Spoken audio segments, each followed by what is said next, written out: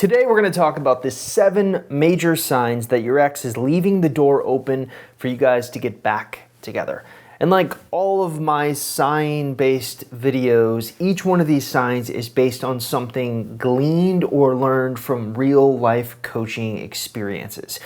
Let's just jump right in. Sign number 1, they set up a time in the future for you guys to talk during the breakup. So a few weeks ago, I took on an interesting coaching client. He was trying to get his ex-girlfriend back, but there was some debate on whether or not they were actually broken up. After all, they were on a break, sort of like Ross and Rachel from Friends. Now, the interesting thing about this situation is I only ended up working with him for a total of 1 week, because after just 7 days, his ex actually asked for him back. Or rather, he got his ex back. So yay him. Now, by far, this was the quickest success story that I've ever had with a coaching client. Now, what struck me as really interesting about his situation was the fact that there was an embedded date for which they were supposed to meet up after a no contact rule. And this date was an idea hashed out by the two of them during the actual breakup. Sort of a, hey, let's take a break from each other and then talk once again after that break is over. So here was kind of the initial setup. She initiates the breakup. However, there's this agreement between the two of them that after a month, they're going to meet up, have dinner, and talk things out. The funny thing is, though, my client's ex could only last a week before they got back together. So if you've ever had an ex that insists on seeing you again, even before they've technically broken up with you, or at least during the breakup itself, they're setting up a time for the two of you to talk, it could be a sign that they're leaving the door open. Sign number 2, they future pace you during your climb up the value ladder. Few clarifications on this one. Now, if you've never heard of the value ladder before, I would recommend that you take a look at this graphic. This is essentially the overall approach that we recommend to our clients when they're trying to get their exes back. And it works really for 2 scenarios. Number 1, it can work if you want to get your ex back. And number 2, it can work if you want to get over your ex. But for this particular discussion, we're really only interested in the get your ex back portion. Now, one of the surefire ways that you can tell if your ex is leaving the door open for you guys to get back together in the future is if they future pace you as you're climbing your way up the ladder. Once again, this is the ladder that I'm talking about. You know, you have the texting phase. After you build enough value there, you move on to calls, Skype, FaceTime phase. Build enough value there, you move on to the meetup phase. Build enough value there, you move on to the date phase. And then, usually by then, you're ready to get back together. Now, at some point of your climb, as you're building value in the texting phase, the phone call phase, the meetup phase, usually the phone call phase or the texting phase, they are future pacing what it would look like to get back together. It's a good sign. But what is future pacing? Well, future pacing is when your ex makes plans with you to do something in the far off future. Generally, it's a sign the door is still very open. Now, I've seen all kinds of variations of this. I've seen a guy say, yeah, we'll do that one day. I've seen a girl say, if you are excited right now, wait until you see what I have planned. I've seen other people say, well, you get the idea. Now, sign number 2 and sign number 1 are very similar to one another. They're essentially dark twins. And that's why I really think that there's merit to both of these ideas. Because one, I've seen it work in real-time action, and this one I've also seen work in real-time action, but usually it's not as in your face as sign number 1.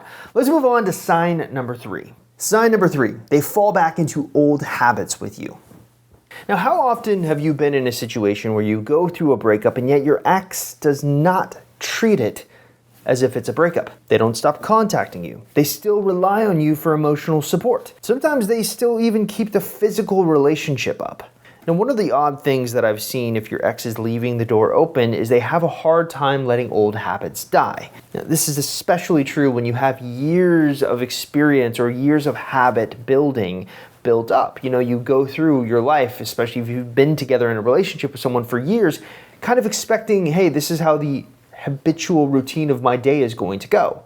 That doesn't go away overnight. But why? Well, I think there's a hint of comfortability surrounding it, and maybe even a touch of the grass is greener syndrome. Your ex breaks up with you because of the grass is greener syndrome. They think the grass is greener on the other side. They think they can do better than you. They think they can find someone else to fulfill their needs. But inevitably, when they go out there and they don't find that person, what do?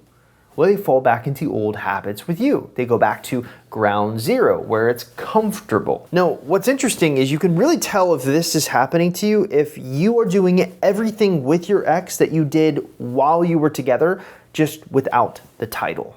Sign number 4. Rapport is easy to come by in the texting phase. Now, one of the big projects that I have or am undertaking this year is updating my texting advice because it's a little outdated.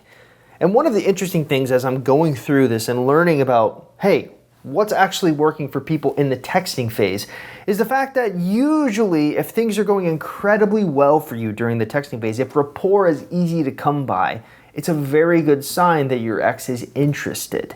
Now, I'm actually going to draw from my own coaching experience here to kind of explain this phenomenon. You know, the last time I took on more than 60 coaching clients in 1 month was 2016. I prefer to work with a smaller number of people because number 1, I get to know their situations inside out, and number 2, 60 is just a lot. But what's interesting is when I think back on my time of coaching that many individuals in a month, there's people that you just click with and there's people that you just don't click with.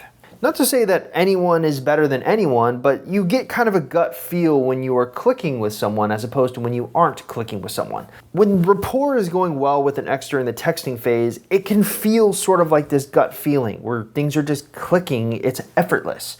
Though I suppose you want something technical to look at. So we're going to talk about the big 3 when it comes to texting that you want to pay attention to. The first one is the texting ratio. You want to make sure that you're maintaining a 1-to-1 texting ratio. That means for every 1 text they send, you are sending 1 text in return. You also want to pay attention to word count. Basically, are their messages wordier than yours? Good sign. And then the third thing is response time. How long is it taking them to respond to your texts? If they're responding on average quicker to your texts than you are responding to their texts, very good sign. Sign number 5, they escalate the process after the no contact rule. This is actually something that came to mind with that very first client in sign number 1 that I was talking about earlier in this video. Sometimes what you have when you're dealing with sort of these ex-back scenarios is an ex who likes to jump the value ladder. And almost always, if things are going well, this happens after a no contact rule. I mean, you've just spent 30 to 45 days ignoring this person. So when you get back in touch with them and they want to speed things along, usually it's a pretty good sign.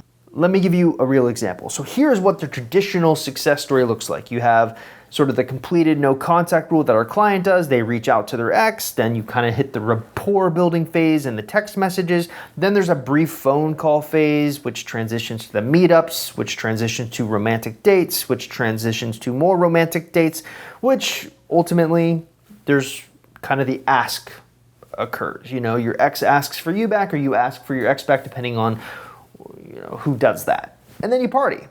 That's what the average success story looks like. Sometimes though, what happens is an ex wants to rush the process. Here's what that looks like.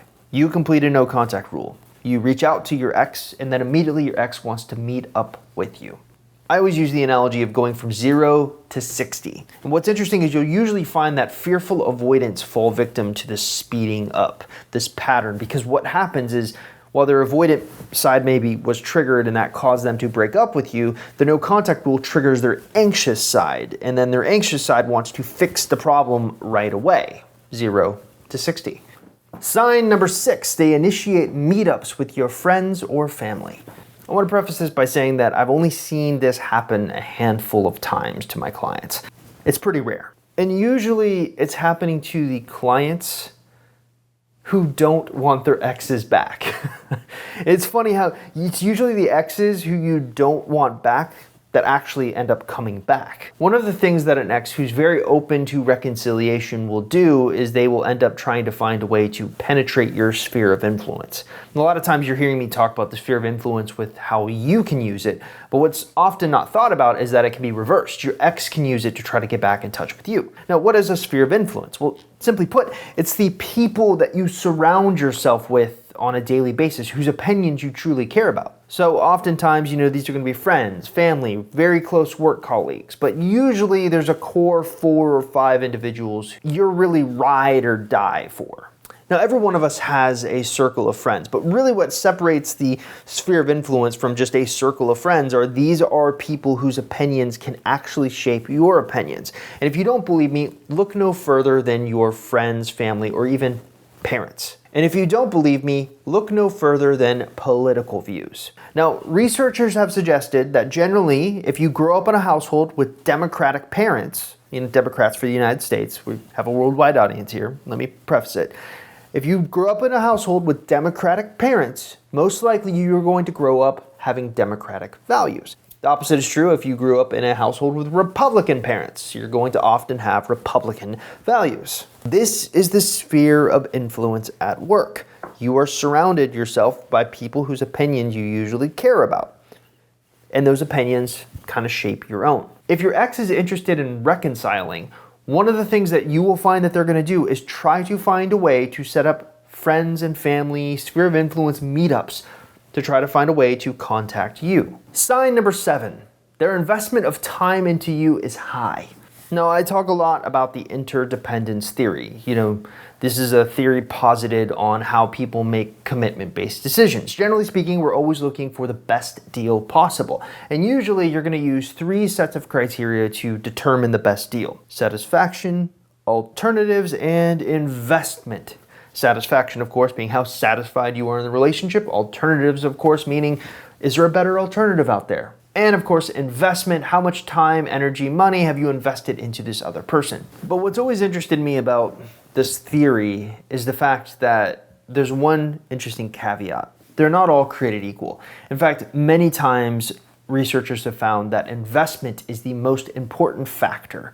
Why? Well, oftentimes researchers, what they'll do is they'll point to marriages that are kind of falling apart, but neither party wants to leave. They are clearly not satisfied. They clearly think they can do better than the other person, and yet they still stay in the relationship. Why?